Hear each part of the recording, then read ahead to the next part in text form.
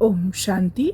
आज की डेट है 10 मार्च 2025। प्रातः मुरली बाप दादा मधुबन से बोल रहे हैं। मीठे बच्चे, तुम्हें मनुष्य से देवता बनने की पढ़ाई पढ़नी और पढ़ानी है। सबको शांति धाम और सुख धाम का रास्ता बताना है। आज का प्रश्न है, जो सतो प्रधान पुरुषार्थी हैं उनकी निशानी क्या होगी? बाबा उत्तर बता रहे हैं, वह औरों को भी आप समान बनाएंगे। वह बहुतों का कल्याण करते रहेंगे। ज्ञान धन से झोली भरकर दान करेंगे। 21 जन्मों के लिए वर्षा लेंगे और दूसरों को भी दिलाएंगे। गीत है ओम नमो शिवाय। ओम शांति। भक्त जिसकी महिमा करते हैं, तुम उनके सम्मुख बैठे हो तो कितनी खुशी होनी चाहिए। उनको कहते हैं शिवाय नमः। तुमको तो नमः नहीं करना है। बाप को बच्चे याद करते हैं, नमः कभी नहीं करते। यह भी बाप है, इनसे तुमको वर्षा मिलता है। तुम नमः नहीं करते हो, याद करते हो। जीव की आत्मा याद करती है। बाप ने इस तन का लोन लिया है, वह हमको रास्ता बता रहे हैं। बाप से बेहद का वर्षा कैसे लिया जाता है, तुम भी अच्छी रीति जानते हो। सतयुग है सुख धाम, और जहाँ आत्माएं रहती हैं उसको कहा जाता है शांति धाम। तुम्हारी बुद्धि में है कि हम शांति धाम के वासी हैं। इस कलयुग को कहा ही जाता है दुख धाम। तुम जानते हो, हम आत्माएं अब स्वर्ग में जाने के लिए मनुष्य से देवता बनने के लिए पढ़ रही हैं। यह लक्ष्मी नारायण देवताएं हैं ना। मनुष्य से देवता बनना है नई दुनिया के लिए। बाप द्वारा तुम पढ़ते हो। जितना पढ़ेंगे, पढ़ाई में पुरुषार्थ कोई का तीखा होता है, कोई का ढीला होता है। सतो प्रधान पुरुषार्थी जो होते हैं, वह दूसरे को भी आप समान बनाने का नंबरवार पुरुषार्थ कराते हैं। बहुतों का कल्याण करते हैं। जितना धन से झोली भर कर और दान करेंगे, उतना फायदा होगा। मनुष्य दान करते हैं, उसका दूसरे जन्म में अल्पकाल के लिए मिलता है। उसमें थोड़ा सुख, बाकी तो दुख ही दुख है। तुमको तो 21 जन्मों के लिए स्वर्ग के सुख मिलते हैं। कहाँ स्वर्ग के सुख, कहाँ यह दुख। बेहद के बाप द्वारा तुमको स्वर्ग में बेहद का सुख मिलता है। ईश्वर अर्थ दान पुण्य करते हैं ना, वह है इनडायरेक्ट। अभी तुम तो सम्मुख हो ना। अब बाप बैठ समझाते हैं, भक्ति मार्ग में ईश्वर अर्थ दान पुण्य करते हैं तो दूसरे जन्म में मिलता है। कोई अच्छा करते हैं तो अच्छा मिलता है। बुरा पाप आदि करते हैं तो उसको ऐसा मिलता है। यहाँ कलयुग में तो पाप ही होते रहते हैं, पुण्य होता ही नहीं। करके अल्पकाल के लिए सुख मिलता है। अभी तो तुम भविष्य सतयुग में 21 जन्मों के लिए सदा सुखी बनते हो। उसका नाम ही है सुखधाम। प्रदर्शनी में भी तुम लिख सकते हो कि शांति धाम और सुख धाम का यह मार्ग है। शांति धाम और सुख धाम में जाने का सहज मार्ग। अभी तो कलयुग है ना। कलयुग से सतयुग, पतित दुनिया से पावन दुनिया में जाने का सहज रास्ता बिगर कौड़ी खर्चा। तो मनुष्य समझें, क्योंकि पत्थर बुद्धि है ना। बाप बिल्कुल सहज करके समझाते हैं। इसका नाम ही है सहज राजयोग, सहज ज्ञान। बाप तुम बच्चों को कितना सेंसिबल बनाते हैं। यह लक्ष्मी नारायण सेंसिबल है ना। भल श्री कृष्ण के लिए क्या क्या लिख दिया है। वह है झूठे कलंक। श्री कृष्ण कहता है, मैया मैं नहीं माखन खायो। अब इसका भी अर्थ नहीं समझते। मैं नहीं माखन खायो तो बाकी खाया किसने।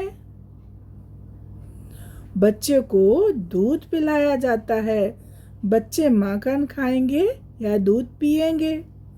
यह जो दिखाया है मटकी फोड़ी आदि आदि ऐसी कोई बातें है नहीं। वो तो स्वर्ग का फर्स्ट प्रिंस है। महिमा तो एक शिव बाबा की ही है। दुनिया में और किसकी महिमा है नहीं। इस समय तो सब पतित हैं, परंतु भक्ति मार्ग की भी महिमा है। भक्त माला भी गाई जाती है ना। फीमेल्स में मीरा का नाम है, मेल्स में नारद मुख्य गाया हुआ है। तुम जानते हो, एक है भक्त माला, दूसरी है ज्ञान की माला। भक्त माला से रुद्र माला के बने हैं, फिर रुद्र माला से विष्णु की माला बनती है। रुद्र माला है संगम युग की। यह राज तुम बच्चों की बुद्धि में है। यह बातें तुमको बाप सम्मुख बैठ समझाते हैं। सम्मुख जब बैठते हो तो तुम्हारे रोमांच खड़े हो जाने चाहिए। अहो भाग्य, 100% दुर्भाग्यशाली से हम सौभाग्यशाली बनते हैं। कुमारियां तो काम कटारी के नीचे गई नहीं हैं। बाप कहते हैं वह है काम कटारी। ज्ञान को भी कटारी कहते हैं। बाप ने कहा है, ज्ञान के अस्त्र शस्त्र तो उन्होंने फिर देवियों को स्थूल अस्त्र शस्त्र दे दिए हैं। वह तो हिंसक चीजें हैं। मनुष्यों को यह पता नहीं है कि सुदर्शन चक्र क्या है। शास्त्रों में श्री कृष्ण को भी सुदर्शन चक्र दे हिंसा ही हिंसा दिखा दी है। वास्तव में है ज्ञान की बात। तुम अभी सुदर्शन चक्रधारी बने हो, उन्होंने फिर हिंसा की बात दिखा दी है। तुम बच्चों को अब स्व अर्थात चक्र का ज्ञान मिला है। तुमको बाबा कहते हैं ब्रह्मा मुख वंशावली, ब्राह्मण कुल भूषण, स्वदर्शन चक्रधारी। इनका अर्थ भी अभी तुम समझते हो। तुम्हारे में सारे 84 जन्मों का और सृष्टि चक्र का ज्ञान है। पहले सतयुग में एक सूर्यवंशी धर्म है, फिर चंद्रवंशी। दोनों को मिलाकर स्वर्ग कहा जाता है। यह बातें तुम्हारे में भी नंबरवार सबकी बुद्धि में हैं। जैसे तुमको बाबा ने पढ़ाया है, तुम पढ़कर होशियार हुए हो। अब तुमको फिर औरों का कल्याण करना है, स्वदर्शन चक्रधारी बनना है। जब तक ब्रह्मा मुख वंशावली नहीं बने हो तो शिव बाबा से वर्षा कैसे लेंगे। अभी तुम बने हो ब्राह्मण, वर्षा शिव बाबा से ले रहे हो। यह भूलना नहीं चाहिए, पॉइंट नोट करनी चाहिए। यह सीढ़ी है 84 जन्मों की। सीढ़ी उतरने में तो सहज होती है। जब सीढ़ी चढ़ते हैं तो कमर को हाथ दे कैसे चढ़ते हैं, परंतु लिफ्ट भी है। अभी बाबा आते ही हैं तुमको लिफ्ट देने। सेकंड में चढ़ती कला होती है। अब तुम बच्चों को तो खुशी होनी चाहिए कि हमारी चढ़ती कला है। मोस्ट बिलीवेड बाबा मिला है। उन जैसी प्यारी चीज कोई होती नहीं। साधु संत आदि जो भी हैं सब उस एक मासूम को याद करते हैं। सभी उनके आशिक हैं, परंतु वह कौन है यह कुछ भी समझते नहीं हैं, सिर्फ सर्वव्यापी कह देते हैं। तुम अभी जानते हो कि शिव बाबा हमको इन द्वारा पढ़ाते हैं। शिव बाबा को अपना शरीर तो है नहीं, वह है परम आत्मा। परम आत्मा माना परमात्मा, जिसका नाम है शिव।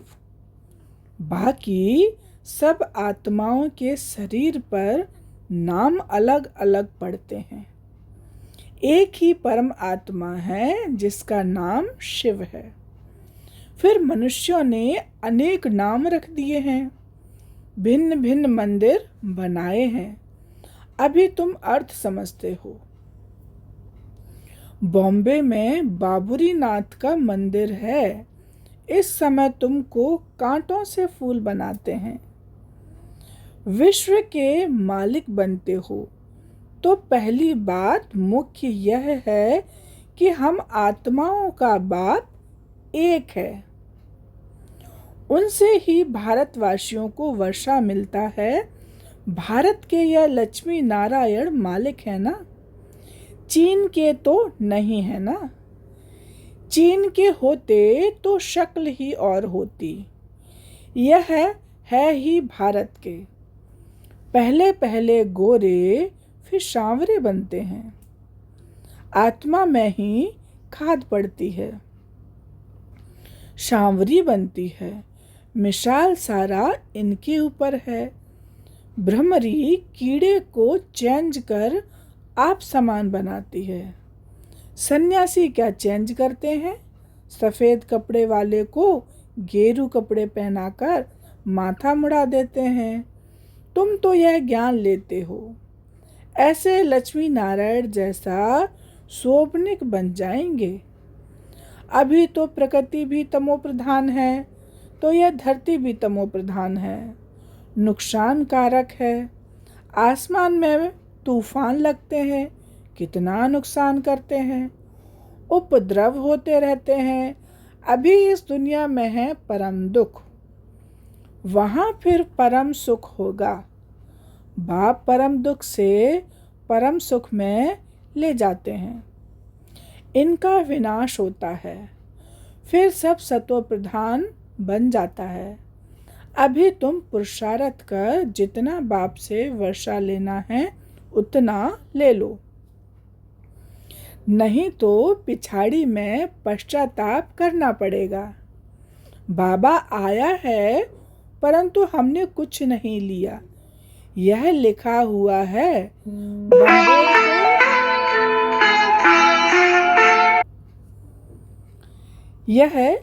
हुआ है भंभोर को आग लगती है तब कुंभकर्ण की नींद से जागते हैं, फिर हाय हाय कर मर जाते हैं। हाय हाय के बाद फिर जय जयकार होगी। कलयुग में हाय हाय है ना, एक दो को मारते रहते हैं, बहुत ढेर के ढेर मरेंगे। कलयुग के बाद फिर सतयुग जरूर होगा। बीच में यह है संगम, इसको पुरुषोत्तम युग कहा जाता है। बाप तमो प्रधान से सतो प्रधान बनने की युक्ति अच्छी बताते हैं। सिर्फ कहते हैं मुझे याद करो, और कुछ भी नहीं करना है। अभी तुम बच्चों को माथा आदि भी नहीं टेकना है। बाबा को कोई हाथ जोड़ते तो बाबा कहते ना तो तुम आत्मा को हाथ है ना बाप को, फिर हाथ किसको जोड़ते हो? कलयुगी भक्ति मार्ग का एक भी चिन्ह नहीं होना चाहिए। हे आत्मा, तुम हाथ क्यों जोड़ती हो? सिर्फ मुझ बाप को याद करो। याद का मतलब कोई हाथ जोड़ना नहीं है। मनुष्य तो सूर्य को भी हाथ जोड़ेंगे, कोई आत्मा को भी हाथ जोड़ेंगे। तुमको हाथ जोड़ना नहीं है। यह तो मेरा लौन लिया हुआ तन है। यहाँ बाबा ब्रह्मा बाबा के तन की बात कर रहे हैं। परंतु कोई हाथ जोड़ते हैं तो रिटर्न में जोड़ना पड़ता है। तुमको तो यह समझना है कि हम आत्मा हैं, हमको इस बंधन से छूटकर अब वापस घर जाना है। इनसे तो जैसे नफरत आती है। इस पुराने शरीर को छोड़ देना है जैसे सर्प का मिसाल है। भ्रमरी में भी कितना अक्ल है जो कीड़े को भ्रमरी बना देती है। तुम बच्चे भी जो विषय सागर में गोते खा रहे हैं, उनको उससे निकाल क्षीर सागर में ले जाते हो। अब बाप कहते हैं चलो शांति धाम। मनुष्य शांति के लिए कितना माथा मारते हैं। सन्यासियों को स्वर्ग की जीवन मुक्ति तो मिलती नहीं। हाँ, मुक्ति मिलती है, दुख से छूट शांति धाम में बैठ जाते हैं। फिर भी आत्मा पहले पहले तो जीवन मुक्ति में आती है, पीछे फिर जीवन बंध में आती है। आत्मा सतो प्रधान है, फिर सीढ़ी उतरती है। पहले सुख भोग, फिर उतरते उतरते तमो प्रधान बन पड़े हैं। अब फिर सबको वापस ले जाने के लिए बाप आए हैं। बाप कहते हैं मुझे याद करो तो तुम पावन बन जाएंगे। बाप ने समझाया है जिस समय मनुष्य शरीर छोड़ते हैं तो उस समय बड़ी तकलीफ भोगते हैं, क्योंकि सजाएं भोगनी पड़ती हैं। जैसे काशी कलवट खाते हैं, क्योंकि सुना है शिव पर बलि चढ़ने से मुक्ति मिल जाती है। तुम अभी बलि चढ़ते हो ना, तो भक्ति मार्ग में भी वह बातें चलती हैं। तो शिव पर जाकर बलि चढ़ते हैं। अब बाप समझाते हैं वापस तो कोई जा नहीं सकते। हाँ, इतना बलिहार जाते हैं तो पाप कट जाते हैं। फिर हिसाब किताब नए सिर शुरू होता है। तुम इस सृष्टि चक्र को जान गए हो, इस समय सबकी उतरती कला है। बाप कहते हैं मैं आकर सर्व की सद्गति करता हूँ, सबको घर ले जाता हूँ, पतितों को तो साथ नहीं ले जाऊंगा। इसीलिए अब पवित्र बनो तो तुम्हारी ज्योत जग जाएगी। शादी के टाइम स्त्री के माथे पर मटकी में ज्योत जगाते हैं। यह रस्म भी भारत में ही है। स्त्री के माथे पर मटकी में ज्योति जगाते हैं, पति के ऊपर नहीं जगाते, क्योंकि पति के लिए तो ईश्वर कहते हैं। ईश्वर पर फिर ज्योत कैसे जगाएंगे। तो बाप समझाते हैं मेरी तो ज्योत जगी हुई है, मैं तुम्हारी ज्योति जगाता हूँ। बाप को समा भी कहते हैं।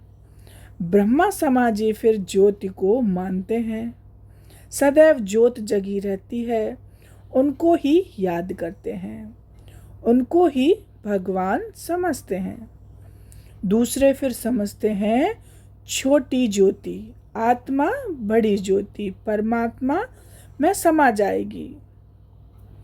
अनेक मतें हैं। बाप कहते हैं तुम्हारा धर्म तो अथाह सुख देने वाला है। तुम स्वर्ग में बहुत सुख देखते हो, नई दुनिया में तुम देवता बनते हो। तुम्हारी पढ़ाई है ही भविष्य नई दुनिया के लिए, और सब पढ़ाइयाँ यहाँ के लिए होती हैं। यहाँ तुमको पढ़कर भविष्य में पद पाना है। गीता में भी बरोबर राजयोग सिखलाया है। फिर पिछाड़ी में लड़ाई लगी, कुछ भी नहीं रहा। पांडवों के साथ कुत्ता दिखाते हैं। अब बाप कहते हैं मैं तुमको गॉड गॉडेस बनाता हूँ। यहाँ तो अनेक प्रकार के दुख देने वाले मनुष्य हैं। काम कटारी चलाएं कितना दुखी बनाते हैं। तो अब तुम बच्चों को यह खुशी रहनी चाहिए कि बेहद का बाप ज्ञान का सागर हमको पढ़ा रहे हैं। मोस्ट बिलीवेड माशूक है, हम आशिक उनको आधा कल्प याद करते हैं। तुम याद करते आए हो, अब बाप कहते हैं मैं भी आया हूँ, तुम मेरी मत पर चलो। अपने को आत्मा समझ मुझ बाप को याद करो। दूसरा न कोई सिवाय मेरी याद के, तुम्हारे पाप भस्म नहीं होंगे। हर बात में सर्जन से राय पूछते रहो, बाबा राय देंगे ऐसे ऐसे तोड़ने भाव। अगर राय पर चलेंगे तो कदम कदम पर पदम मिलेंगे। राय ली तो रिस्पॉन्सिबिलिटी छूटी। अच्छा, मीठे मीठे सिकीलदे बच्चों प्रति माता पिता बाप दादा का याद प्यार और गुड मॉर्निंग। रूहानी बाप की रूहानी बच्चों को नमस्ते। आज की मुरली से धारणा के लिए सार है। पहला पॉइंट, बेहद के बाप से बेहद सुख का वर्षा लेने के लिए डायरेक्ट ईश्वर अर्थ दान पुण्य करना है। ज्ञान धन से झोली भरकर सबको देना है। सेकंड पॉइंट है, इस पुरुषोत्तम युग में स्वयं को सर्व बंधनों से मुक्त कर जीवन मुक्त बनना है। भ्रमरी की तरह भूं कर आप समान बनाने की सेवा करनी है। आज का वरदान है, सर्व प्राप्तियों के अनुभव द्वारा पावरफुल बनने वाले सदा सफलता मूर्त भव। स्पष्टीकरण है, जो सर्व प्राप्तियों के अनुभवी मूर्त हैं वही पावरफुल हैं। ऐसी पावरफुल सर्व प्राप्तियों की अनुभवी आत्माएं ही सफलता मूर्त बन सकती हैं, क्योंकि अभी सर्व आत्माएं ढूंढेंगी कि सुख शांति के मास्टर दाता कहाँ हैं। तो जब आपके पास सर्व शक्तियों का स्टॉक होगा तब तो सबको संतुष्ट कर सकेंगे। जैसे विदेश में एक ही स्टोर से सब चीज़ें मिल जाती हैं, ऐसे आपको भी बनना है। ऐसे नहीं सहन शक्ति हो सामना करने की नहीं, सर्व शक्तियों का स्टॉक चाहिए, तब सफलता मूर्त बन सकेंगे। आज का स्लोगन है, मर्यादाएं ही ब्राह्मण जीवन के कदम हैं। कदम पर कदम रखना माना मंजिल के समीप पहुंचना। आज का व्यक्त इशारा है, सत्यता और सभ्यता रूपी कल्चर को अपनाओ। आजकल कोई एक विशेष भाषा यूज करते हैं कि हमसे असत्य देखा नहीं जाता, असत्य सुना नहीं जाता, इसीलिए असत्य को देख झूठ को सुन करके अंदर में जोश आ जाता है। लेकिन यदि वह असत्य है और आपको असत्य देखकर जोश आता है तो वह जोश भी असत्य है ना। असत्यता को खत्म करने के लिए स्वयं में सत्यता की शक्ति धारण करो। तो ये थी बाबा की आज की मीठी मुरली।